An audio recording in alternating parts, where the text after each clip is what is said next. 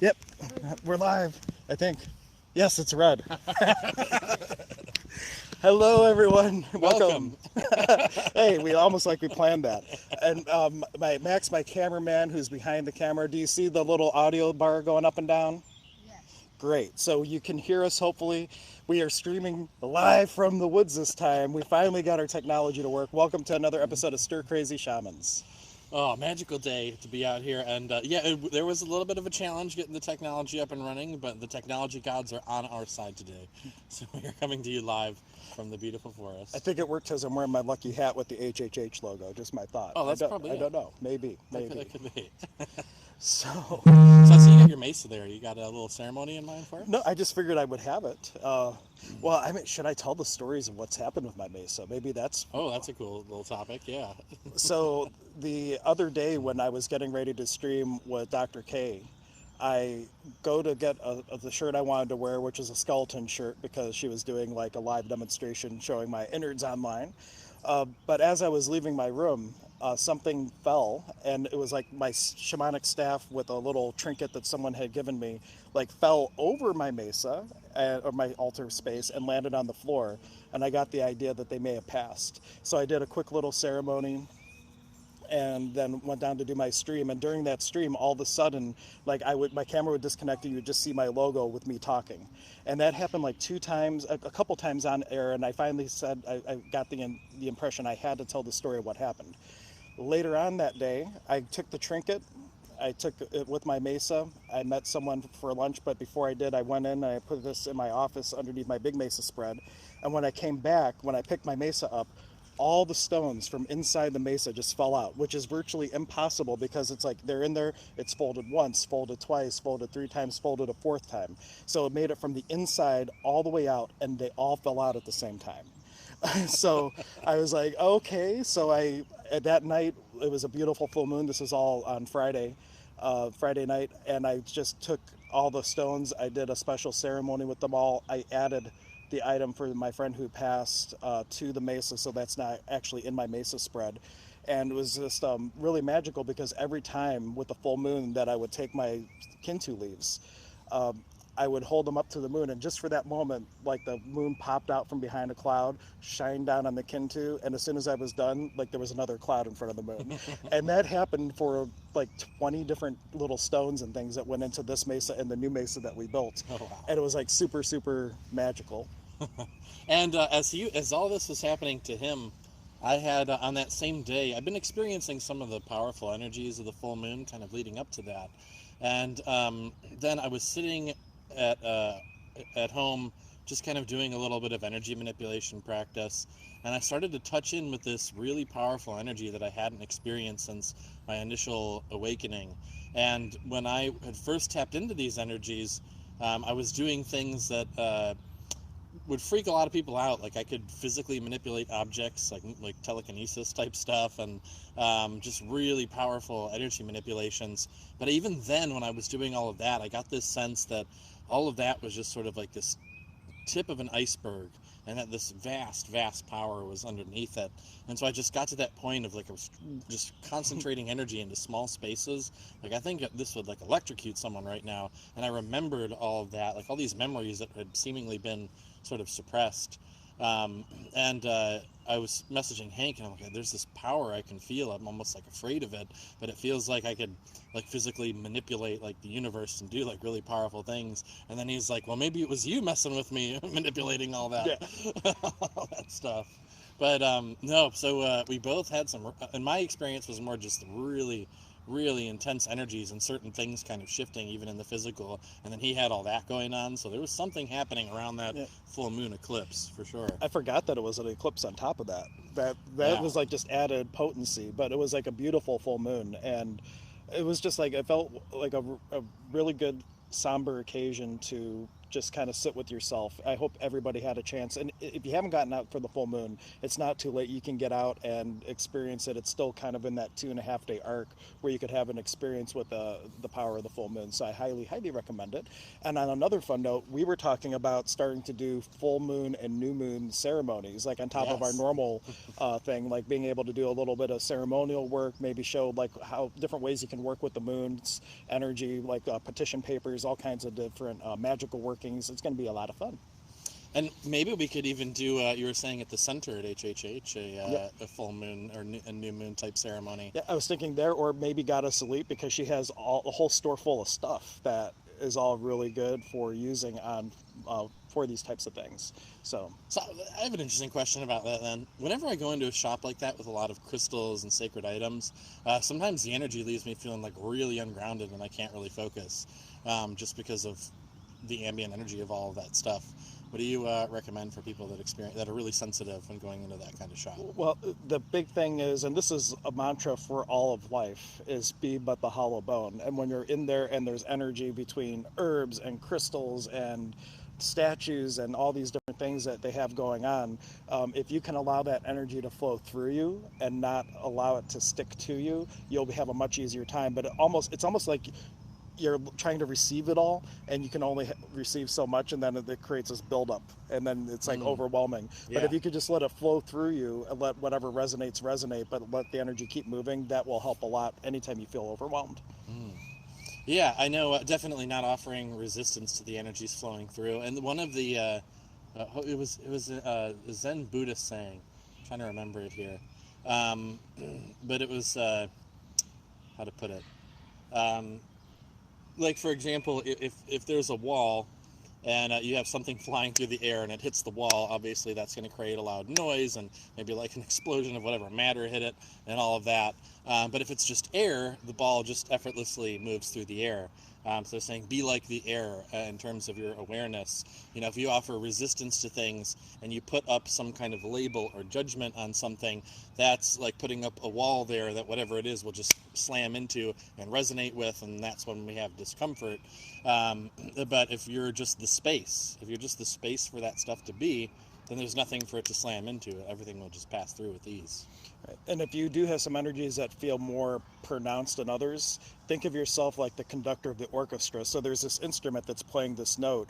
You can direct it. Where can it be? Create a possibility for yourself. So it's also like not that you have to do anything specifically with it, but you just direct it, just like a conductor does with the instruments. Like tell it where to go, what to do, and you don't even have to take full ownership or ownership's the word I want to use. Like full.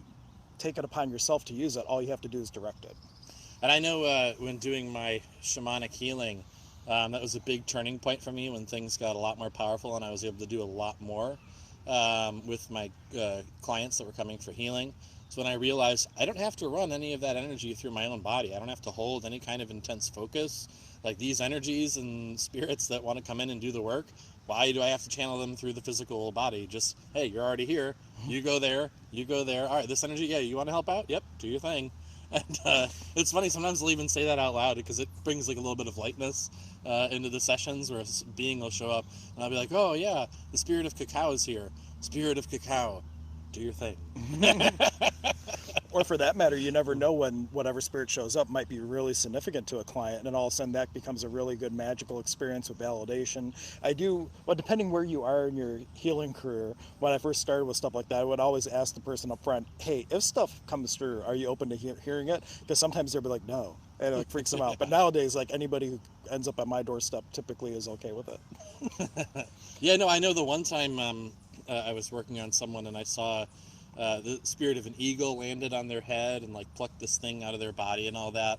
And I almost didn't mention it because a lot had happened during the session. And then afterwards, just kind of as a passing thing, I was like, oh yeah, and an eagle showed up and did this. And she's like, oh my gosh. And the eagle for her was just such a powerful thing. Like for her, it was not only the like embodiment of the creator, but also like her father would always show up to her in the form of an eagle and all kinds of other things. So that I just like, I thought I was mentioning it in passing, but it was like the most significant thing for her during that session. Yeah. So you never know. So I mean, it's really important when you have these, when we see things, experience things, when we can share these experiences with other so many more amazing connections can happen. And but if we're too afraid to kind of speak on that stuff, then we miss out on a lot. Right. My teacher would say, "Link, don't think." And There we like, go. and when I I like was doing that. my practice readings and everything, sometimes I would get something and I would mention it to the person. And on the feedback sheet, there was like so much that happened in the reading that I thought would be the most significant thing. But on the homework, like one time it was a hummingbird just came up, and I didn't have any energy around it. Just a hummingbird showed up, and then we went through all this other stuff that seemed so significant. And on the feedback form, the most significant thing from the reading was hummingbird, even though we didn't speak about it at all. So like, it's not up to us to interpret the message necessarily. It's us to give it, and maybe for them to interpret.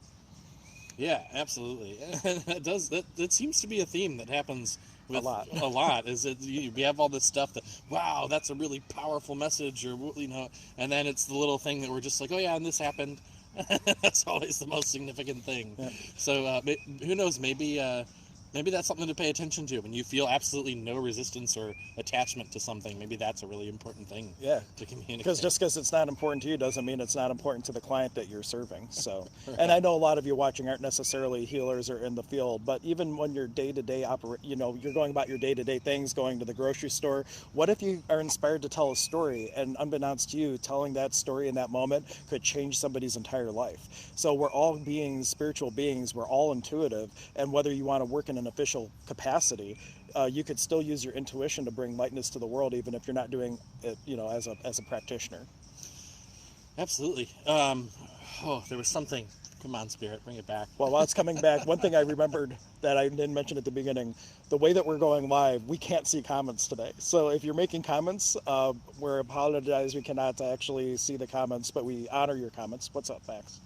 Oh, Max was like, my cameraman behind the scenes was I thought was trying to tell me something, but I guess not. So what I was going to say is, like empaths, for example, more and more people are becoming aware of what the term empath means. More of us are recognizing that we are empaths or have empathic abilities. So that's something that we can learn to explore and share.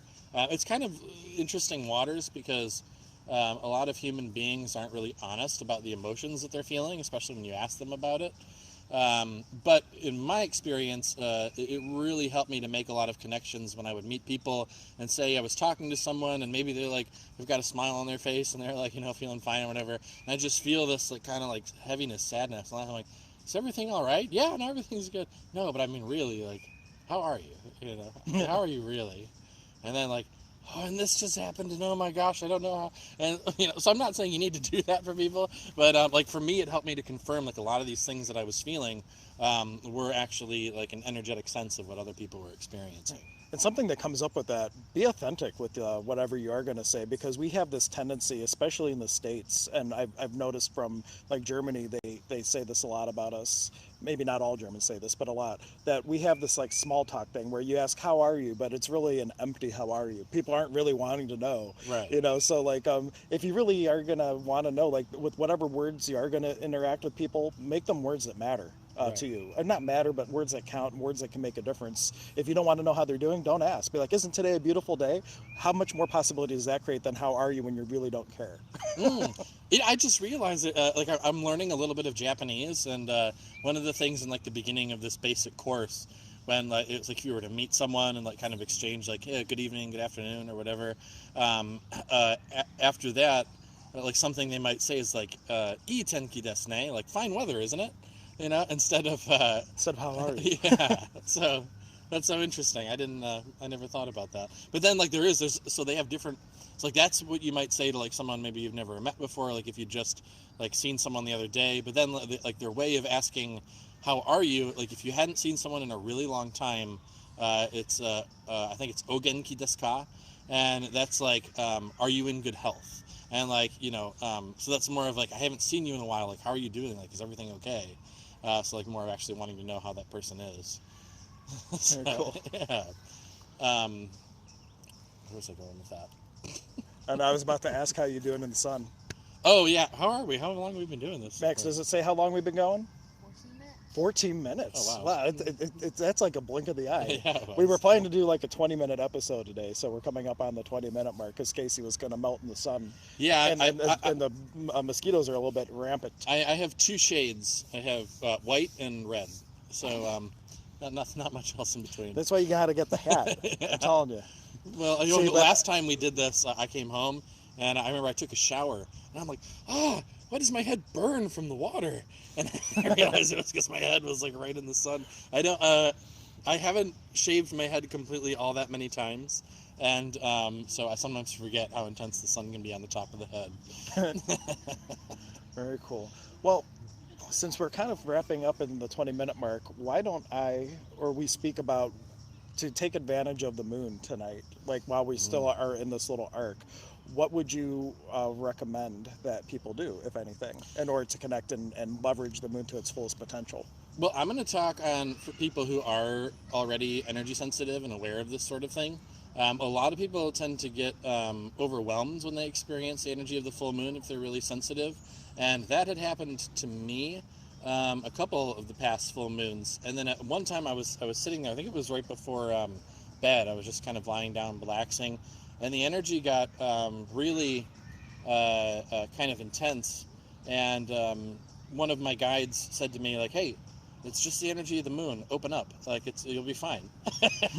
And so I kind of just imagined that like the skin was just this artificial barrier, which it is, and then just kind of opened up and allowed that energy to come in. And the energy that was kind of uncomfortable because of how intense it was, really being in the space of just allowing that, actually became so peaceful that I just passed out. I fell asleep, and then but when I woke up, I had felt that there was like some big downloads that had happened because of it. And I think that during full moons, there are sort of energetic downloads that come in for the people who are willing to receive them. Definitely.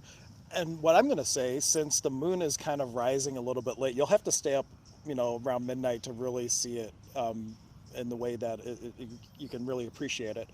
So if you can't stay up late or don't want to, you can take a couple stones. Perhaps a howlite might be a great stone if you have a piece of howlite, or whatever stone resonates with you. Just not selling it, because if it happens to rain, it's going to dissolve and you're going to lose it. Oh, really? But yeah, it's like salt. Oh, It will go away. So you don't want to use a rock that will dissolve. But whatever, even if it's amethyst, it doesn't necessarily have to go with the moon. But whatever stone that you want to capture the energy of the moon, or not capture, receive the energy of the moon, go out, put it somewhere in your yard or on a windowsill where you know it's going to be getting some of the rays of the full moon, and let that stone charge in the moonlight. And then you sit with it in meditation, and you are just become open to receive the gifts and the wisdom of whatever the moon bestowed upon that stone. So that would be a great way, especially if you're starting out or you don't want to stay up late. You can let a stone charge. I love the look you gave me when you said that. I know. That was all